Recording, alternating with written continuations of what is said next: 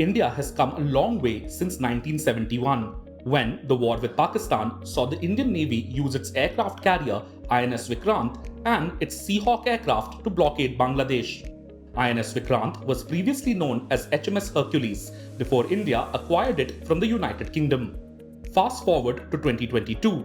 In July, India's first indigenous aircraft carrier, also christened Vikrant, was handed over to the Navy.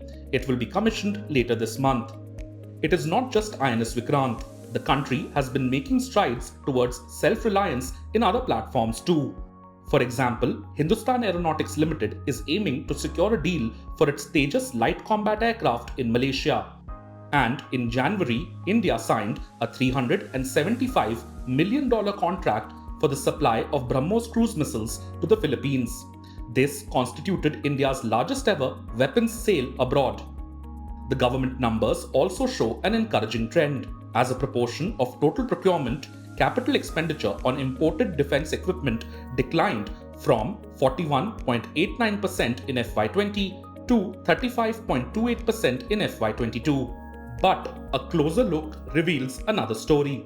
It remains unclear how these import numbers were arrived at. Under the Defense Procurement Procedure 2016, the extent of indigenous content in procured equipment is calculated by excluding specific elements from its total cost at all stages of manufacturing, production, and assembly.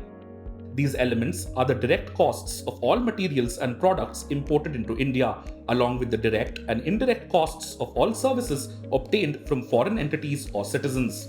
All license fees, royalties, technical fees, and other fees or payments paid out of India and statutory levies in India like taxes, duties, and cesses also have to be excluded. But there is a question mark on whether or not this method has been adhered to in both letter and spirit. If I may also add, there is no empirical evidence to show that the previous contracts in which the vendors were required to achieve a certain level of indigenous content, these have gone off very well. But nevertheless, the Ministry of Defense has increased the average indigenous content requirement from 30% to presently about 50%. So while the level of indigenous content required is going up, there is no empirical evidence to establish that it's being achieved very effectively by the Indian vendors. The method of calculation is complicated, and the nature of value addition in India remains suspect. The data which is disclosed by the MOD does not indicate uh, even in respect to the contracts which have been concluded, which have been sort of fully executed, as to whether the vendors were able to achieve the required level of indigenous content or whether there was a problem. And secondly, if there was a problem, what was the problem, what action was taken, etc. So there is, to my mind, lack of transparency about the indigenous content. If you cannot measure it, you cannot manage it. But how you measure also matters, especially if the goal is increasing defense indigenization. And DPP 2016's monetary value calculation method might not be the most suitable one. The method itself is very complicated. But that apart, the problem with the method, as I see it, is that the focus is on the money value of value addition in India. And the focus is not on the nature of the value addition in India. At a conceptual level, I think the focus has to shift away from numbers to the nature of indigenization, which we want in the country. I mean, I would argue that if there is a weapon system or any other equipment where the critical technology accounts for just about, say, 20% of the total cost of the project. I would be happy if that critical technology is acquired by the Indian industry, even if money value wise, the indigenous content in that weapon system or equipment is not, say, 30%, 40%, or even more. So the focus has to be on the nature of indigenization rather than the value of indigenization.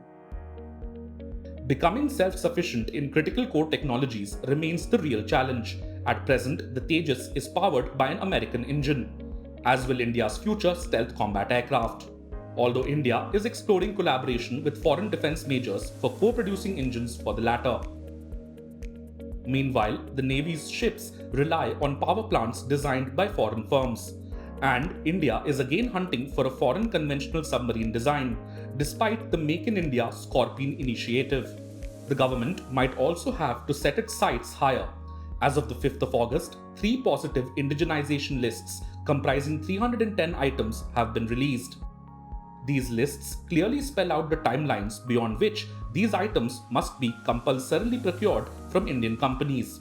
Though laudable, this indigenization initiative has its own limitations. Those lists have been made with a spectacular lack of ambition, because all of those items that are on those lists are items which the government and the DRDO and the various production agencies like HAL and Bharat Electronics have already almost gone the full distance in indigenizing. For the government to put them in the list of items that will no longer be imported is not correct, and it does not present a fair picture of the challenges that the government is setting out for itself. Shukla also argues that Make in India for defense products is handicapped by the absence of large orders. In the past, there have also been cases where products designed, developed, and manufactured in India failed to qualify for indigenous status because of the government's tendency to place such small orders that it was uneconomical to carry out import substitution for many components. For example, the Tejas fighter, if we take that as an example, if we just have an order for 20 or 40, as was the case until recently, that's just not enough to justify a lower price or to drive down prices. As soon as that order for 83 Tejas fighters was placed, we entered a slightly more sort of hopeful realm where the price could be brought down because of the larger numbers of productions. As retired Lieutenant General H.S. Panag has pointed out, successive Indian governments have failed to formalize and declare a formal national security strategy. Such a strategy would form the basis of all defense planning, capability development, and fund allocation. In its absence, the Atmanirbhar mission will remain delinked from India's long-term strategic needs. It remains to be seen if the current government will remedy this. If you like this video, share it and subscribe to Business Standard. For more news, views and insights, log on to www.business-standard.com. Do also follow us on YouTube, Twitter, Facebook, Instagram, Telegram and LinkedIn.